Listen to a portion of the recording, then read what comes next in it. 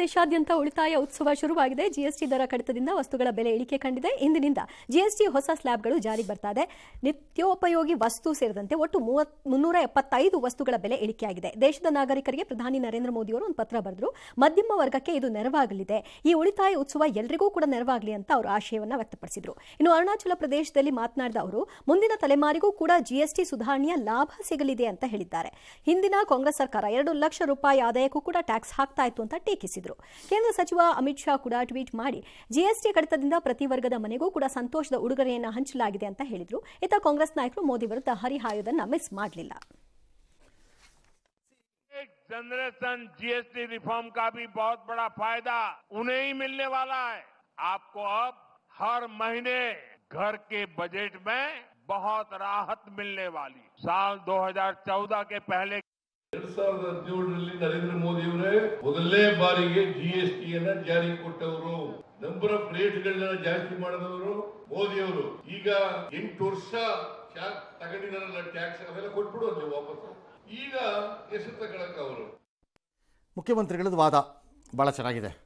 8 ವರ್ಷದ ಟ್ಯಾಕ್ಸ್ ಅವ್ರು ಜಾಸ್ತಿ ಮಾಡಿ ಮಲ್ಟಿ ಸ್ಲ್ಯಾಬ್ ಮಾಡಿ ಹಾಕ್ಬಿಟ್ರಲ್ಲ, ನೀವು ವಸೂಲಿ ಮಾಡ್ಕೊಂಡು ಎಂಜಾಯ್ ಮಾಡಲಿಲ್ವಾ ಕರ್ನಾಟಕದಲ್ಲಿ? ಅದನ್ನು ಆ ಅವಧಿಯಲ್ಲಿ ಮಾತಾಡೋಕೆ ಅವಕಾಶ ಇರಲಿಲ್ವಾ ಸರ್? ಯಾಕೆ ಅವಾಗ ಬೇಡ ಅಂತ ಬರ್ಕೊಡ್ಲಿಲ್ಲ ನೀವು?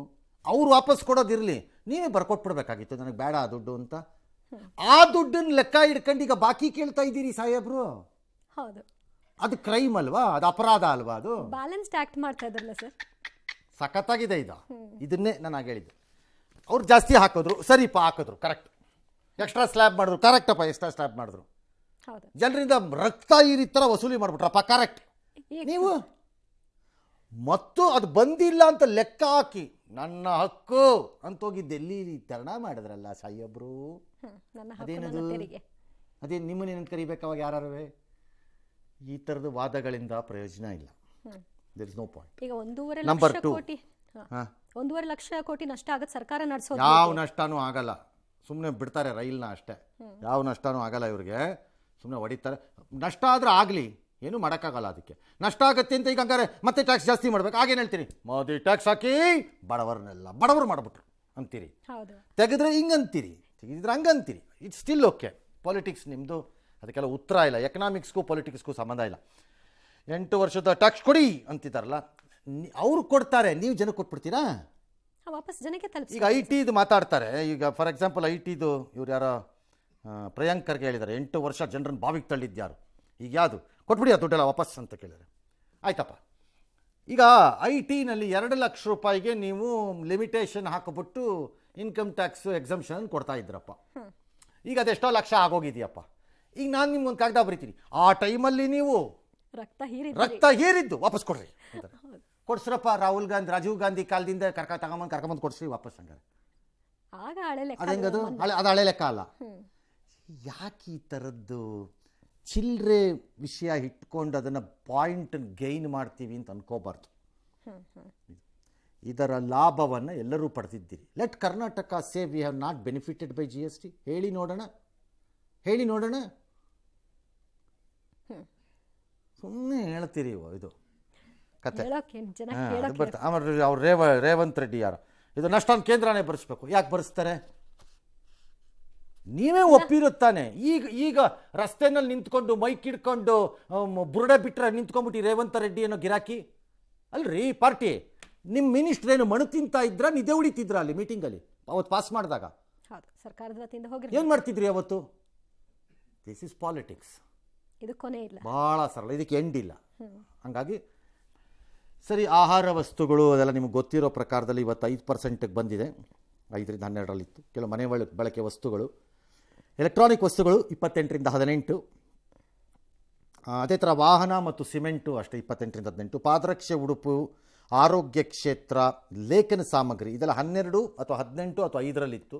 ಎಲ್ಲವೂ ಒಂದು ಸ್ಟ್ಯಾಂಡರ್ಡೈಸ್ ಆಗಿ 5ಕ್ಕೆ ಬಂದಿದ್ದರೆ ಲೇಖನ ಸಾಮಗ್ರಿ ಮಾತ್ರ 0 ಕೊಟ್ಟೋಗಿದೆ. ಕೃಷಿ ಕ್ಷೇತ್ರದಲ್ಲಿ ಕೆಲ 12ರಿಂದ 18 ಇತ್ತು, ಅದನ್ನು 5ಕ್ಕೆ ಇಳಿಸಿದ್ದಾರೆ. ಲೆಟ್ಸ್ ಸಿ ಇದೇನು ಮಾಡುತ್ತೆ, ಯಾವ ರೀತಿ ಇಂಟರ್ನಲ್ ಕನ್ಸಂಪ್ಷನನ್ನು, ಆಂತರಿಕ ಬಳಕೆಯನ್ನು ಹೆಚ್ಚಿಸುತ್ತೆ, ಯಾವ ಪ್ರಾಡಕ್ಟ್ಗಳಿಗೆ ಇದು ಲಾಭ ತರ್ಬೋದು ಅಂತ. ರಫ್ಲಿ ಒಂದು 350-400 ಉತ್ಪನ್ನಗಳನ್ನು ಕೇಂದ್ರ ಸರ್ಕಾರ ಗುರುತಿಸ್ಕೊಂಡಿದೆಯಂತೆ.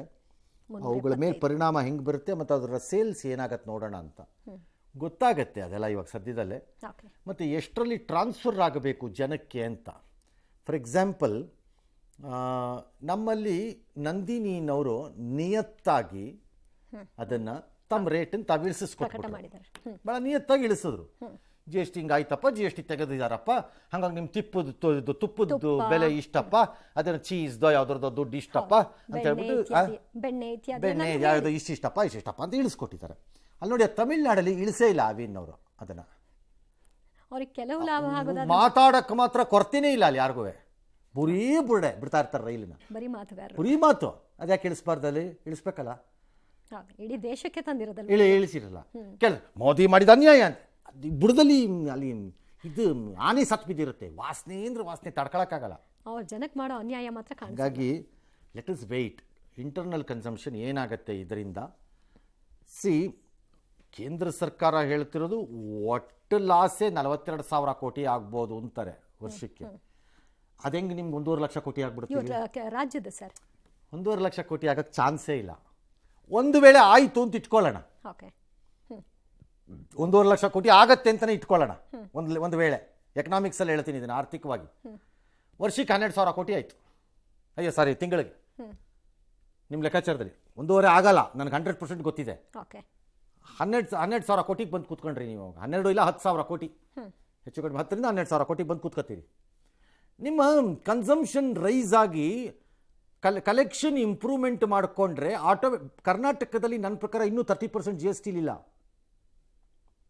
ಹಿಂದೆ ಸಿದ್ದರಾಮಯ್ಯವ್ರು ಒಂದ್ಸರಿ ಹೇಳಿದ್ರು, ಟ್ಯಾಕ್ಸನ್ನು ಕಲೆಕ್ಟ್ ಮಾಡೋದನ್ನ ಟೈಟ್ ಮಾಡ್ಕೊಂಡು ಮಾಡ್ತಿದ್ವಿ. ಅದನ್ನು ಮಾಡಿದ್ರೆ ಆಟೋಮೆಟಿಕಲಿ ಬರುತ್ತಾ ದುಡ್ಡು. There is still a space for more collection of G S T. Existing ಮಾರ್ಕೆಟ್ಸಲ್ಲಿ ನಾ ಹೇಳ್ತಿರೋದು, ಹೊಸ ಪರ್ಚೇಸು ಮತ್ತು ಅಡಿಷನಲ್ ಪರ್ಚೇಸಲ್ಲಿ ಅಲ್ಲ. ಎಕ್ಸಿಸ್ಟಿಂಗಲ್ಲೇ ಜಾಗ ಇದೆ ನಿಮಗೆ. ಒಂದು 30% ನನ್ನ ಪ್ರಕಾರದಲ್ಲಿ ಇವೇಷನ್ ಇದೆ ಕರ್ನಾಟಕದಲ್ಲಿ. ನೀವು ಆ ಇವೇಷನ್ 10% ಎಳೆದು ನಿಲ್ಲಿಸಿದ್ರೆ ಸಾಕಪ್ಪ, ಬೇಕಾದಷ್ಟು ದುಡ್ಡು ಆಗುತ್ತೆ. ಲಾಸ್ ಅನ್ನೋ ಮಾತೇ ಬರಲ್ಲ. ಎಸ್.